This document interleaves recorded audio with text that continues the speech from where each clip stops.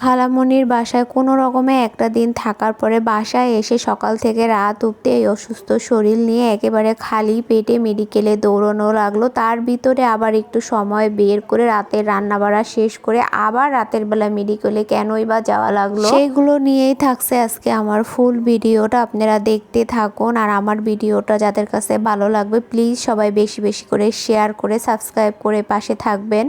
Doctor যে টেস্টগুলো দিছিল ওই টেস্টগুলোই হচ্ছে আমি আজকে করাতে যাব।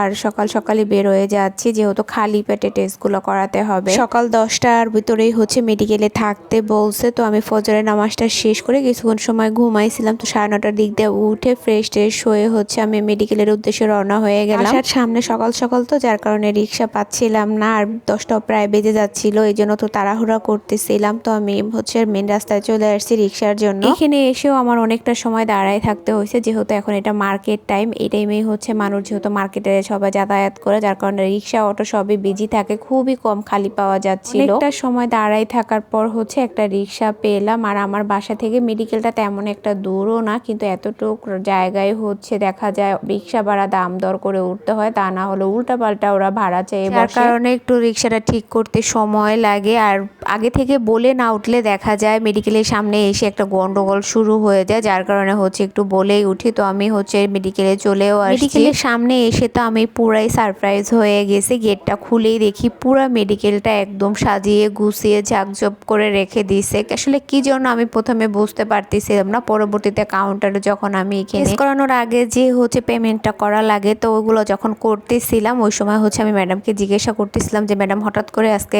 মেডিকেলটা এরকম সাজানো হয়েছে কেন। পরে বললো যে আজকে এই মেডিকেলের হচ্ছে জন্মদিন, যেটাকে বলা হয় 7 বছর পূর্ণ হবে, এই জন্যই এত সুন্দর করে সাজানো হয়েছে। তো আমি এখানে টেস্টের জন্য যা টাকা আমার পে করার প্রয়োজন ছিল ওইগুলো করে হচ্ছে আমি এখন রক্ত টেস্টের জন্য এখানে বসবো কিছুক্ষণ। আর রক্ত টেস্টের জন্য অনেক সিরিয়াল, অনেকটা মানুষই এখানে বসেছিল, আমিও তাদের মতো বসে বসে অপেক্ষা করতেছিলাম কখন আমার ডাক আসবে। তো এরপরে হচ্ছে কিছুক্ষণের মধ্যে আমাকে ডাক দিল ভিতরে যাওয়ার জন্য। আর ভিতরে মানুষজন কম ছিল, তো একজন লোক ছিল, যার কারণে একটু সময় লাগতেছিল বেশি। একটা সময় বসে থাকার পরে রক্ত তারপরে ইউরিন এগুলো দেওয়ার পরে হচ্ছে আমি আবার চলে গেছিলাম আলতা করে যে জায়গায় ওইখানে। তো ওইখানে যে কাউন্টারে হচ্ছে আমি রিসিপ্টটা জমা দিয়ে দিলাম, মানে আলতা করার সিরিয়ালটা দেওয়ার জন্য। প্রথমে যখন আমি রিপোর্ট করতে চাইছিলাম তখন আমাকে বলা হয়েছিল যে রক্ত টেস্ট তারপরে হচ্ছে আলতা একই সাথে সকালবেলা করা হবে, কিন্তু যখন আমি আসছি তখন বলতেছি যে না এখন আর আলতা হবে না, আলতা ম্যাডাম আজকে আসবে না, সকালবেলা করতে হবে, তাও সে রাত 9টা বাজে। কি আর করার, আমি হচ্ছে ওইখান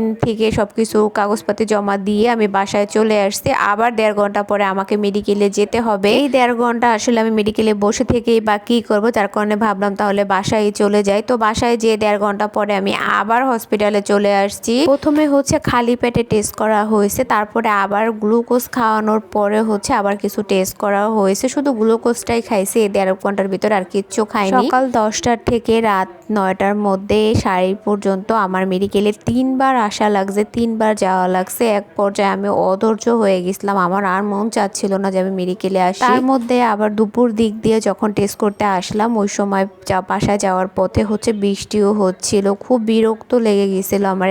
বাসায় এসে একদম ক্লান্ত হয়ে গেছিলাম, কোনো ভিডিওই করিনি। এটা হচ্ছে রাত্রের বেলা, আমি এখানে রাতে রান্না বাড়া সব কিছু কমপ্লিট করে ফেলছি। এখন হচ্ছে আমি আবার আলতা করানোর জন্য আবার মেডিকেলে চলে যাব, কারণে আমি আগে আগে এখানে রান্নাগুলো শেষ করে নিছি। আজকে তো আমি বললামই সারা দিনটাই হচ্ছে আমার মেডিকেলে দৌড়তেই গেল। মাঝে মধ্যে কিছু কথা ভাবলে আসলে অনেকটা খারাপ লাগে, কি জীবন কি হয়ে গেল। এমন একটা সময় ছিল একটা না পাওয়া কখনো প্রয়োজন ছিল না, আর এখন সামান্য পরিমাণে একটু সমস্যা হলে কত ডাক্তার, কত টেস্ট, কত কিছু করা লাগে। এই তো কয়েক বছর আগেও কত ভালো ছিলাম, এত ডক্টরও দেখান লাগে না, ওষুধও খাওয়া লাগে না, কিন্তু এই কয়েকটা বছর যাবত আমার যে পরিমাণ ডক্টরের কাছে যাওয়া লাগে আর ওষুধ খাওয়া লাগতেছে আসলে বলে বোঝানোর মতো না। আগে শরীরের ভিতর যে কোনো বিষয়ে যে একটা এনার্জি থাকতো আসলে ওইটা এখন আর কাজ করে না। যে কোনো কিছু করতে গেলে না বিরক্ত লাগে, ভালো লাগে না, অনেক সময় শরীর দুর্বলও লাগে। কিন্তু আগে এই জিনিসগুলো ছিল না, ওষুধ খেতে খেতে আর ডাক্তার দেখাতে দেখাতে টেস্ট করতে করতে শরীরের আসলে এখন আর কিছুই বা আহামরি বয়স হয়ে গেছে। আমাদের চাইতেও বয়স্ক মানুষ কত